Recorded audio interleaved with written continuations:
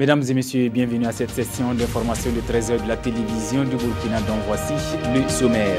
Le deuxième forum USA-Africa s'est tenu hier à New York en marge de la 111e Assemblée générale des Nations Unies. Responsables politiques et hommes d'affaires américains et africains ont parlé business et développement des relations économiques. La délégation burkinabé demande aux hommes d'affaires américains d'investir davantage au Burkina. En route pour Gawa pour sa tournée d'explication du PNDS, le plan national de développement économique et social, le chef du gouvernement a fait escale à Lyon où se tient depuis mercredi les deuxièmes journées parlementaires du mouvement du peuple pour le progrès MPP. Des députés du parti majoritaire sur qui Paul Kaba-Tieba peut compter pour défendre le PNDS à l'hémicycle. Nongbakuda Nyakiteda. L'amélioration de la gouvernance, le renforcement du capital humain et la transformation structurelle de l'économie sont les trois axes du plan national de développement économique et social PNDS pour transformer le vécu quotidien des Burkinabés, a dit d'entrée Paul Kaba-Tieba aux députés du parti au pouvoir. Eux qui réfléchissent sur la problématique de l'emploi au Burkina Faso, enjeux et perspectives à l'occasion de leur deuxième journée parlementaire. Le gouvernement dit avoir deux solutions, une politique de court terme avec des projets comme IMO, le pré-emploi et le financement des projets innovants, et la deuxième politique, celle dite structurelle et consignée dans le PNDS. La réponse structurelle à la question de l'emploi des jeunes se trouve donc véritablement dans la mise en œuvre hardie et du plan national de développement économique et social qui permettra véritablement de régler la question de l'emploi des jeunes, qui permettra véritablement de régler la question de la croissance et la question donc de la pauvreté au Burkina Faso. Parce que simplement la question donc de l'emploi des jeunes est fondamentalement liée à la question donc de l'éducation, de la formation et de la qualification. Paul Kaba-Tieba rêve en tout cas d'une autre jeunesse burkinabé à travers une formation professionnelle et une éducation de type nouveau répondant aux exigences du moment. Toute chose qui réjouit les élus du groupe parlementaire MPP. Ça a été une communication importante pour nous. Il est venu avec quelques-uns de nos camarades et nous donner de la documentation de façon à pouvoir nous orienter parce que vous ne pouvez pas défendre quelque chose lorsque vous n'avez pas les éléments de réponse au questionnement quotidien des populations. En attendant de le défendre, le chef du gouvernement nourrit l'espoir qu'aucun jeune ne sortira de l'école sans avoir quelque chose à faire avec la mise en œuvre du PNDS, le plan national de développement économique et social. Et pour un meilleur traitement de l'information parlementaire, il faut nécessairement connaître le mode de fonctionnement de l'institution. Depuis hier, des journalistes des médias publics et privés sont en formation sur initiative du National Democratic Institute en vue d'améliorer la couverture médiatique de l'information parlementaire. Oumou Sissé. L'action parlementaire est peu connue des Burkinabés. C'est le constat fait par le NDI, la National Democratic Institute. À travers cette rencontre, journalistes et parlementaires vont échanger sur les différentes stratégies pour plus de visibilité de l'action parlementaire. La réalité du terrain par rapport au traitement de l'information parlementaire, quels sont les acquis aussi, mais les limites auxquelles effectivement les journalistes sont confrontés, mais auxquelles l'Assemblée aussi est confrontée, notamment à travers les députés effectivement qui estiment qu'il y a un certain nombre de questions qui touchent leur quotidien n'est pas pris en compte, en tout cas un certain nombre de questions ne sont pas prises en compte par rapport au traitement de l'information par les journalistes, qui donnent l'impression effectivement qu'il n'y a que les sessions parlementaires. Or, avant les séances plénières auxquelles les journalistes assistent, il y a tout un travail en arrière-plan, aussi bien des élus eux-mêmes que de l'administration parlementaire. La NDI entend renforcer la capacité des journalistes dans le traitement de l'information parlementaire. Pour atteindre leurs objectifs, plusieurs activités sont au programme. Nous envisageons avoir des conventions de partenariat avec les différents médias pour mettre les journalistes à la disposition. Et puis également, nous allons identifier des thématiques et avoir des experts qui vont entretenir les journalistes sur ces différents aspects. Au terme de cette formation, les participants devront œuvrer à changer l'image du député pour plus de visibilité de l'action parlementaire. L'énergie, le secteur rural sont entre autres domaines dans lesquels la Banque ouest-africaine de développement va davantage injecter de l'argent. La décision a été prise ici à Ouagadougou par les membres du conseil d'administration de la BOAD lors de leur 102e session, avec au menu l'examen des perspectives financières pour la période 2016-2020, le budget, programme et le modèle de tarification de la BOAD. Ngadoro Jean Zongo, Moumouni Soubega pour le compte rendu.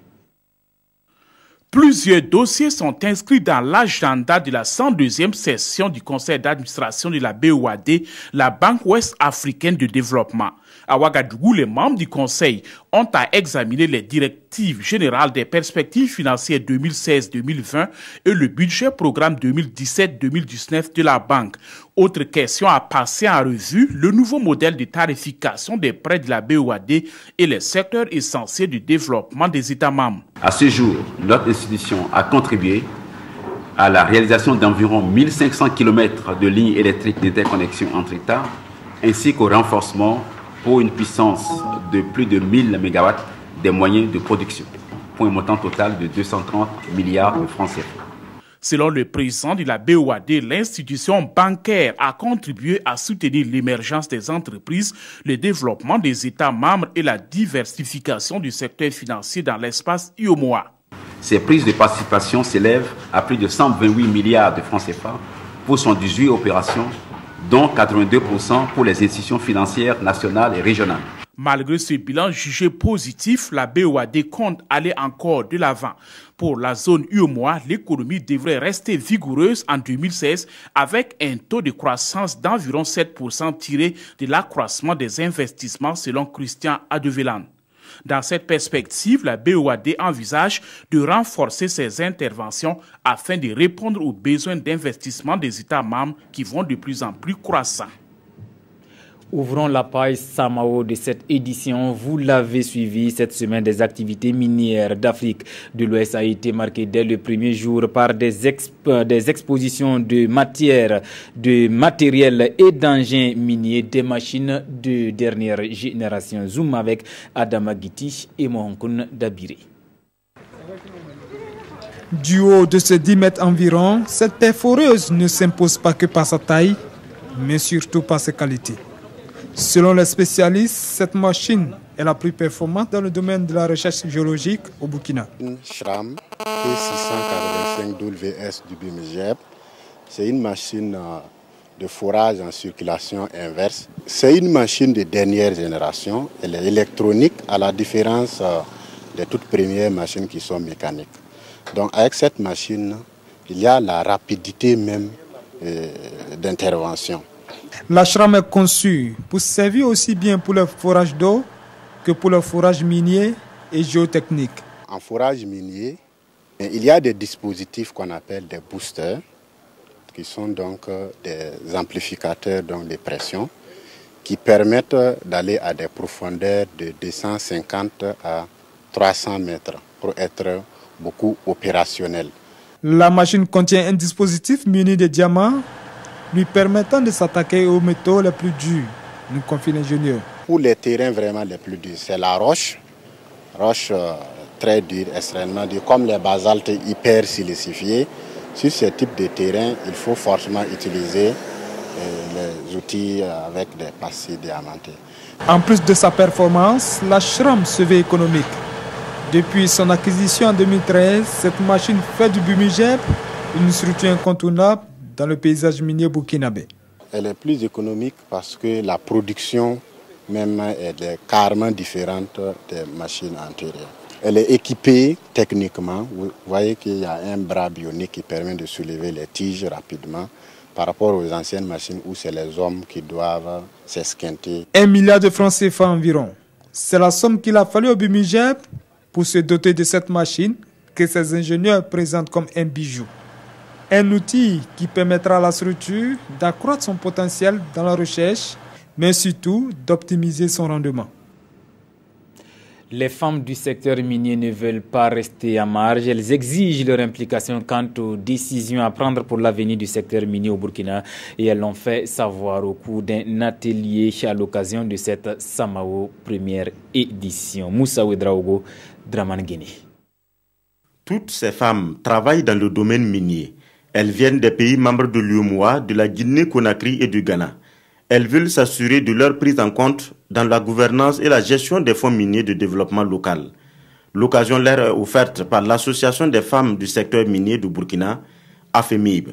Nous ne voulons pas que, à l'issue de l'exploitation minière en cours au Burkina Faso, que cet effet de popularisation que nous avons constaté dans d'autres pays, que le Burkina soit malade de la même maladie, du même syndrome. C'est pour ça que nous avons prévu de nous réunir, de nous concerter et de partager avec les délégations présentes ce qui s'est déjà fait chez elles, ce qui a marché, ce qui n'a pas marché, pour repartir d'un bon pied. Il s'agit concrètement de partager avec ses participantes des expériences sur la représentativité, le rôle et l'implication des femmes dans la gouvernance et la gestion des fonds miniers de développement local.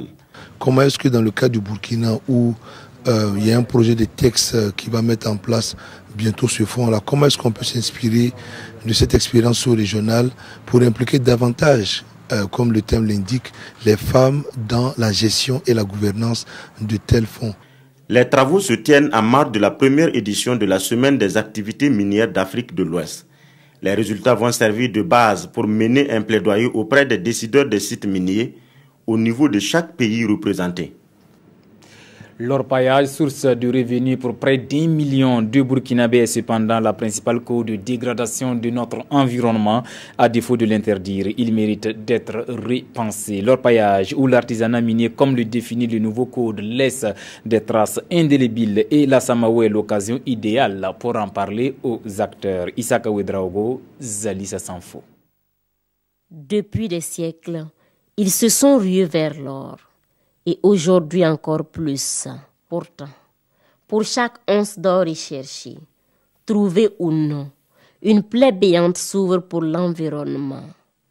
Et à cette première semaine des activités minières de l'Afrique de l'Ouest, Nicolas Kagambega a tenu à le faire savoir à travers sa communication intitulée artisanat minier et préservation de l'environnement. Si les orpailleurs, comme on les appelle, les artisans miniers dans le nouveau code minier, s'ils utilisent donc 1 gramme de mercure pour l'amalgamation de minerais d'or, il y a 2 grammes de mercure qui s'échappent dans l'environnement et qui vont polluer donc les écosystèmes. Et en plus de ça, il faut savoir que le mercure est très nocif pour le système nerveux, pour les reins et aussi pour les enfants et les fœtus. Vous pouvez avoir plusieurs galeries, des puits qui sont abandonnés. Et le fait que ces puits sont abandonnés, parfois donc, ils sont donc recouverts d'eau ou d'herbe et peuvent être donc très dangereux pour l'homme et même les animaux sauvages. L'environnement a mal. Alors, faut-il interdire l'artisanat minier? Pour notre communicateur du jour, au regard des enjeux, il faut plutôt songer à un recadrage. C'est une activité qui contribue pas mal à l'économie, qui injecte pas mal d'argent dans l'économie, qui résorbe donc le chômage, qui résorbe donc la pauvreté. Et je pense que c'est une activité qui doit être mieux encadrée, mieux organisée. Et selon les spécialistes du domaine, au Burkina Faso, l'exploitation artisanale emploie plus d'1 million de personnes, reparties sur environ 600 sites. Comme annoncé en début de journal, direction les États-Unis pour le 10e forum Afrique tenu hier à New York à marge de la 111e Assemblée générale des Nations Unies. Responsables politiques et hommes d'affaires américains et africains ont à l'occasion parlé business et développement des relations économiques, comme par exemple la destination Burkina pour les investisseurs américains. Le compte rendu de nos envoyés spéciaux Arthur Ouedraogo et Jean-Emmanuel Ouedraogo. C'est le 2e forum Afrique-États-Unis après celui de 2014.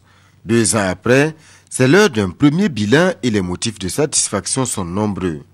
Avec l'AGOA reconduit pour 10 ans, Les exportations du continent vers les États-Unis sont en constante hausse, les investissements américains en Afrique également. À ce forum 2016, les expériences réussies sont présentées. L'Afrique, c'est l'avenir. 2/3 des pays africains ont une croissance supérieure à la moyenne mondiale. 3 pays sont même dans le top 10. L'Afrique représentera 1/4 du PIB mondial d'ici 2050. 60% des terres arables non encore utilisées sont sur le continent. Le Burkina se présente avec ses atouts. Le Burkina, c'est un des pays les mieux cotés en termes de réforme. C'est un grand réformateur mondial. Et aujourd'hui, par exemple, en la matière, nous sommes classés 2e ex-aequo en Afrique, ce qui est très important. Et puis, nous sommes en train aussi de gagner des places sur le plan international. C'est pour dire que le Burkina mène assez d'efforts, déploie assez d'énergie pour capter effectivement les intérêts et les financements étrangers.